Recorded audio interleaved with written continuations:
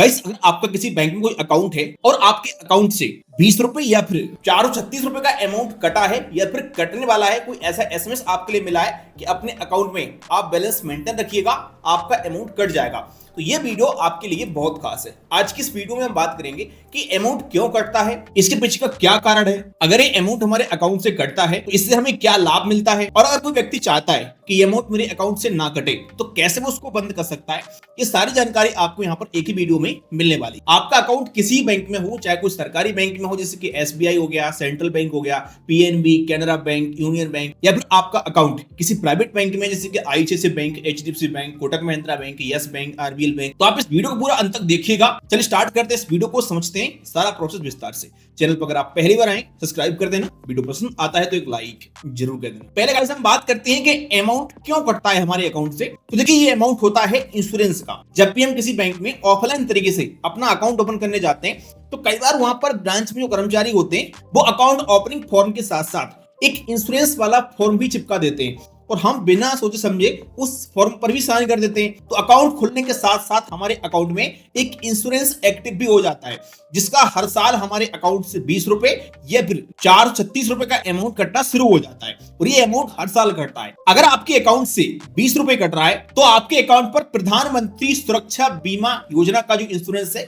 वो एक्टिव है। तो ये आपका एक दुर्घटना बीमा कवर है। जब अकाउंट होल्डर की किसी दुर्घटना में मृत्यु हो जाती है तो उसकी नॉमिनी को या फिर उसके परिवार वालों के लिए 2 लाख रुपए की सहायता राशि प्रदान की जाती है इस इंश्योरेंस के तहत। लेकिन अगर दुर्घटना में मृत्यु नहीं होती है और अकाउंट होल्डर परमानेंट डिसेबल हो जाता है, जैसे कि दोनों हाथ काम नहीं करते हैं, दोनों पैर काम नहीं करते हैं, दोनों आंखों से दिखता नहीं है, तो ऐसी कंडीशन में अकाउंट होल्डर के लिए 2 लाख रुपए की सहायता राशि मिलती है। लेकिन अगर दुर्घटना में अकाउंट होल्डर का एक पैर, एक हाथ या फिर एक आंख खराब होती है, ऐसे केस में 1 लाख रुपए की सहायता राशि प्रदान की जाती है। अगर आपके अकाउंट से 436 रुपए का अमाउंट कट रहा है तो आपके अकाउंट पर प्रधानमंत्री जीवन ज्योति बीमा योजना एक्टिव है। इस योजना के अंतर्गत क्या होता है, किसी भी कारण से अगर अकाउंट होल्डर की मृत्यु होती है तो अकाउंट होल्डर की नॉमिनी के लिए या फिर उनके परिवार वालों के लिए 2 लाख रुपए की सहायता राशि प्रदान की जाती है। अब देखो, काफी सारे लोगों के लिए पता होता है कि योजना हमारे अकाउंट पर एक्टिव है, वो खुद इस प्रकार की योजना को एक्टिव कराते हैं तो उन्हें कोई दिक्कत नहीं है। लेकिन काफी बार क्या होता है कि हमें पता ही नहीं होता है भाई हमारे अकाउंट पर कौन सी योजना एक्टिव है, कोई हमारे पास पॉलिसी नंबर भी नहीं होता है, हमारे पास कोई डॉक्यूमेंट भी नहीं होता है, बस हर साल हमारे अकाउंट से पैसा कटता जाता है। तो ऐसे में बड़ी समस्या आती है, लोग कंफ्यूज होते हैं कि भाई अमाउंट किस चीज का है, क्यों कट रहा है। तो अगर आपके अकाउंट से इस प्रकार का अमाउंट कट रहा है और आप योजना को एक्टिव रखना चाहते हैं तो जिस बैंक से आपका अमाउंट कट रहा है एक बार अपनी उस बैंक की ब्रांच में जाइएगा, पता करिएगा कि सर मेरे अकाउंट से 20 रुपए कटता है हर साल या फिर 436 रुपए का अमाउंट कटता है, तो वो आपके लिए चेक करके बताएंगे। और ब्रांच वाले अगर बोलते हैं कि आपके अकाउंट पर योजना एक्टिव है और आप इस इंश्योरेंस को एक्टिव रखना चाहते हैं तो आप ब्रांच से पॉलिसी नंबर या फिर एक स्लिप ले लीजिएगा और इसके बारे में अपनी नॉमिनी के लिए और अपने परिवार वालों के लिए अवश्य बता के रखिएगा। लेकिन अगर आप चाहते हैं कि इस प्रकार की कोई भी योजना हमें एक्टिव नहीं कराना है, हमारे अकाउंट में किसी प्रकार कोई अमाउंट नहीं कटना चाहिए, तो आप इस प्रकार की योजनाओं को बंद भी कर सकते हैं। बंद करने के यहाँ पर 2 ऑप्शन होते हैं। पहला ऑप्शन तो ये होता है कि आप ब्रांच में जाएं, एक फॉर्म को फिल करके और इस प्रकार की योजना बंद कर सकते हैं। अपनी बैंक में जाकर के आप बात करिएगा, इस प्रकार की सारी योजना बंद हो जाती है। इसके अलावा आप यहाँ पर एक काम और कर सकते हैं कि अपने अकाउंट में आप 31 मई तक कोई भी अमाउंट मत रखिएगा,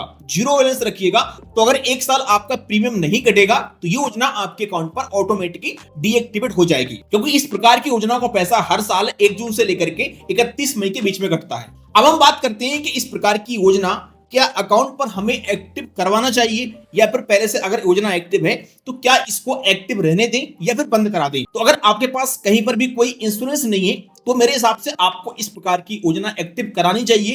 देखो, मात्र 20 रुपए का अमाउंट है, हर साल कटता है, और मात्र 20 रुपए में अगर आपके लिए सरकार की तरफ से 2 लाख रुपए का यहाँ पर बेनिफिट मिल रहा है तो इसमें कोई बुराई नहीं है। आजकल 20 रुपए का लोग गुटखा खा के थूक देते हैं, तो मेरे हिसाब से आपको इस प्रकार की योजना एक्टिव कराए रखना चाहिए। लेकिन हाँ, इसके बारे में प्रॉपर आपके लिए पता होना चाहिए, इसका स्लिप आपके पास होना चाहिए, पॉलिसी नंबर होना चाहिए, और इसके बारे में अपने घर परिवार वालों के लिए और अपनी नॉमिनी के बारे में अवश्य बता के रखें।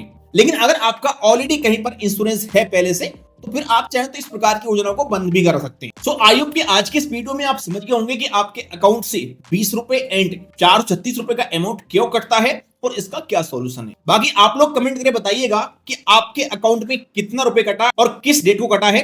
वीडियो पसंद है लाइक करिएगा। चलिए मिलते हैं किसी नेक्स्ट वीडियो में।